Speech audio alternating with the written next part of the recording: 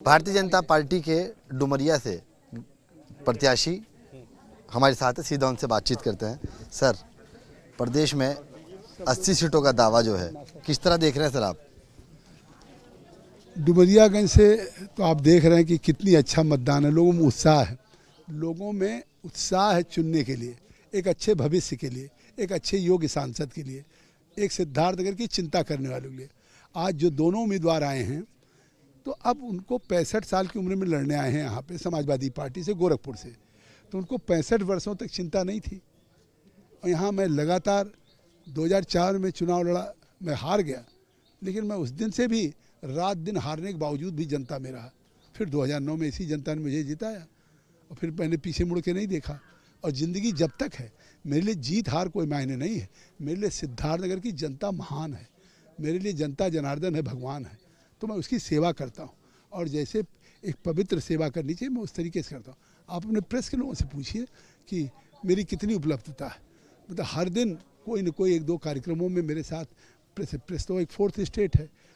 लोग पहले तो 5 साल लोग सांसद का चेहरा नहीं देखते थे, और आज हमने प्रधानमंत्री को ला करके, ये नहीं कि चुनाव में ला करके मेडिकल कॉलेज खुलवाया। अब 3 इयर्स नर्सिंग कोर्स का BSc कोर्स मैं खुलवा रहा हूँ। पॉलिटेक्निक हर ब्लॉक में हो रहा है, लड़के पॉलिटेक्निक करके। काला नमक चावल का मैंने जियो टैग कराया बुद्ध के प्रसाद के रूप में।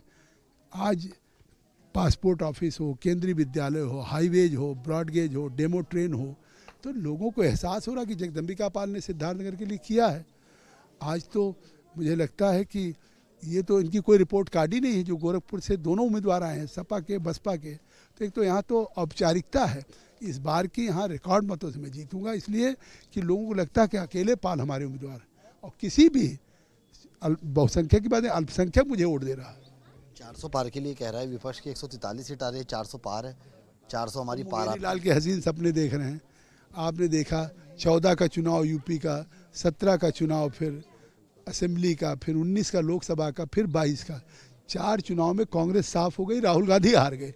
जो राहुल गांधी यूपी में 80 सीटों में अपनी सीट नहीं बचा पाए, जो उनके परिवार की परंपरागत थी, तो फिर 80 हमारी आएंगी यूपी में। दो भाइयों की जो जोड़ी है, इसको किस निगाह से देखते हैं आप? इससे पहले भी राहुल और अखिलेश यादव असेंबली में जोड़ी बना चुके हैं, और उसी जोड़ी को नकार के 17 में हमारे योगी आदित्यनाथ जी की सरकार बनी थी। कितने वोट से जीत मान रहे हैं इस बार? 4 लाख से।